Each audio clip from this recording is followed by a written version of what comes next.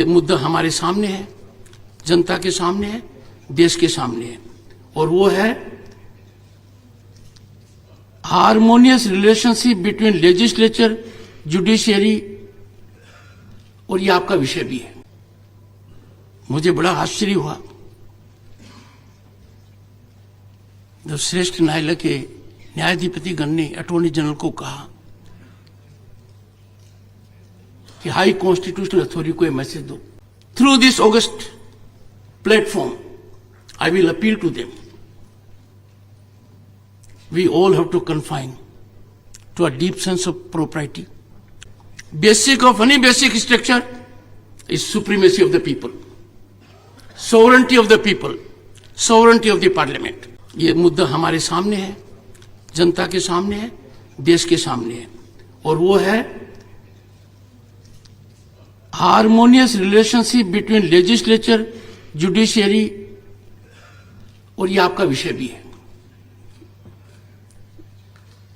I greatly appreciate Om Birla ji and doctor CP Joshi कि उन्होंने मंथन चिंतन के लिए, डेलिब्रेशन के लिए इस विषय को रखा, harmonious relations between the legislature and judiciary in accordance with the spirit enshrined in the constitution. मित्रों, डॉक्टर अंबेडकर ने इस विषय के ऊपर संविधान का निर्माण होते समय क्या कहा? I will invite your attention. I quote, "The Constitution can provide," I am quoting Dr. Ambedkar, "the Constitution can only provide the organs of the state, such as legislature, the executive and the judiciary." वो provide हो गए, हमारे संविधान में है। The great man, father of Indian Constitution, architect of Indian Constitution further says, I quote, "The factors on which the working of those organs of the state depends on the people and political parties.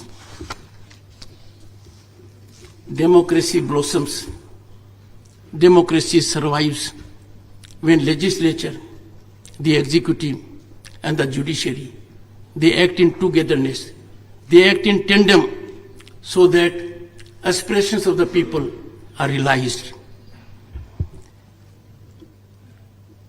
मेरे मन में तो कोई शंका नहीं है। आप विधानसभा में न्यायालय का फैसला नहीं लिख सकते। You can not script in legislature a judgement of the court. उसी भावना में court can not legislate. It is as clear as anything else. अब आज के हालात क्या हैं?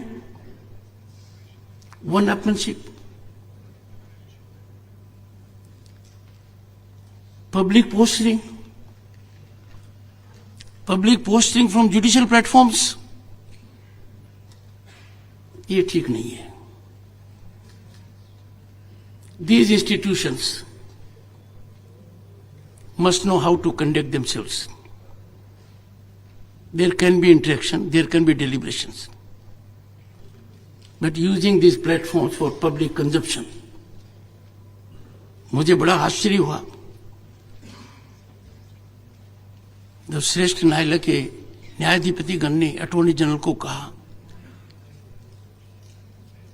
कि हाई कॉन्स्टिट्यूशनल अथॉरिटी को एक मैसेज दो।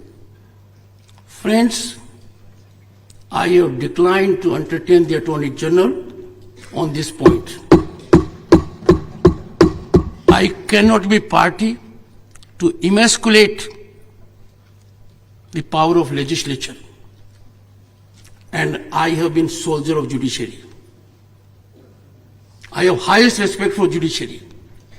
I have been part of it by training, by profession, and I have to respect it by the position I hold. Through this august platform, I will appeal to them. We all have to confine to a deep sense of propriety, self-respect, and commitment to the Constitution. Dialogue through public platforms is not a wholesome mechanism of communication.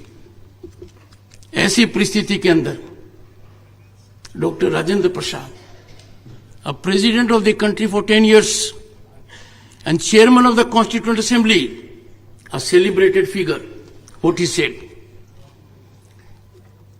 And that is caution. उन्होंने जो कहा वो एक चेतावनी थी, हमें आगाह किया था. I quote, if the people who are elected and capable and men of character, they would be able to make best even of a defective constitution. If they are lacking in these, the constitution cannot help the country. After all, a constitution like a machine is a lifeless thing. मेरे सामने, आप सबके सामने चिंतन है और चिंता का विषय है कि जो लोग हैं वो प्रतिभाशाली हैं. विधायिका में और संसद में जो भी बैठता है, आप उनके प्रोफाइल को एग्जामिन करेंगे, आपको कोई कमी नहीं मिलेगी. बड़े विद्वान हैं, हर फील्ड में किसी न किसी फील्ड में उनकी भारी योग्यता है. उसके बावजूद हम संविधान को ऐसा क्यों कर सकते हैं? संविधान नामक मशीन जिसको डॉक्टर राजेंद्र प्रसाद ने कहा कि लाइफलेस है, let us make it functional. In democratic society, basic of any basic structure, जिस बेसिक स्ट्रक्चर के बारे में बताऊंगा जो आपका विषय है, basic of any basic structure is supremacy of the people, sovereignty of the people, sovereignty of the parliament. Executive thrives on sovereignty of the parliament. Legislatures and parliament decide who will be chief minister, who will be prime minister. The ultimate power is with the legislature. And legislature also decides who will be there in other institutions. In such a situation, all constitutional institutions, the legislature, the executive, the parliament, are required to be within their limits. One must not make incursion in the domain of the other. और जो incursion subtle होता है, उतना ही खतरनाक होता है. You are very illustrious people. क्या parliament का power to amend the constitution किसी और संस्था पर डिपेंड कर सकता है? क्या भारत के संविधान में कोई नया थिएटर है जो कहेगा कि पार्लियामेंट ने जो कानून बनाया उस पर हमारी मोहर लगेगी तभी कानून होगा? 1973 के अंदर एक बहुत गलत परंपरा चालू हुई. 1973 में केशवानंद भारती के केस में सुप्रीम कोर्ट ने बेसिक स्ट्रक्चर का आइडिया किया कि पार्लियामेंट कॉन्स्टिट्यूशन अमेंड कर सकती है पर बेसिक स्ट्रक्चर को नहीं. With due respect to the judiciary, I can not subscribe to this. This house must deliberate. Can this be done? Can parliament be allowed that its verdict will be subject to any other authority? When I assumed the office of chairman Rajya Sabha, in my maiden address मैंने कहा, and I am not in doubt about it, ये नहीं हो सकता. न तो executive कानून को देख सकती, it has to follow it, और न जुडिशियरी इंटरवेन कर सकती. यदि अगर संसद के बनाए हुए कानून तो किसी भी आधार पर कोई भी संस्था अमान्य करती है तो ठीक नहीं होगा प्रजातंत्र के लिए, बल्कि कहना मुश्किल होगा, are we a democratic nation? 2015 16 अक्टूबर का दिन लोकसभा और राज्यसभा ने एक कानून पारित किया जिसको आम भाषा में हम नेशनल जुडिशियल अकाउंटेबिलिटी कमीशन का कानून कहते हैं. लोकसभा में सर्वसम्मति से वो कानून पारित हुआ, सर्वसम्मति से. राज्यसभा में भी सर्वसम्मति से पारित हुआ, पर एक अब्सटेंशन था. लोकसभा में कोई अब्सटेंशन नहीं था. संविधान की आवश्यकता थी कि मोर देन 50% लेजिस्लेचर पास करें। Rajasthan legislature was the first one in the country to ratify it. ऐसे कानून को 16 अक्टूबर 2015 को 4:1 में सर्वोच्च न्यायालय ने निरस्त कर दिया। This is not a challenge to judiciary,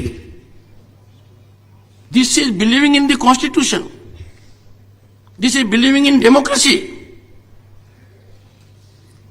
दुनिया में ऐसा कहीं नहीं हुआ है। पर इसके बाद दूसरी जो समस्या है वो कार्यपालिका के लिए है। पार्लियामेंट ने कानून दिया, 16 असेंबलीज ने उसको रेटिफाई किया, महामहिम राष्ट्रपति ने अनुच्छेद 111 के तहत उस पर दस्तखत किए और उसके सामने एक सुप्रीम कोर्ट का निर्णय आ गया। कार्यपालिका के सामने दो मुद्दे, संसद द्वारा निर्मित कानून और सुप्रीम कोर्ट का निर्णय। सुप्रीम कोर्ट के निर्णय की तरफ कैसे झुक सकते हैं? How can parliament sovereignty be compromised? ये मुद्दा आपके लिए है।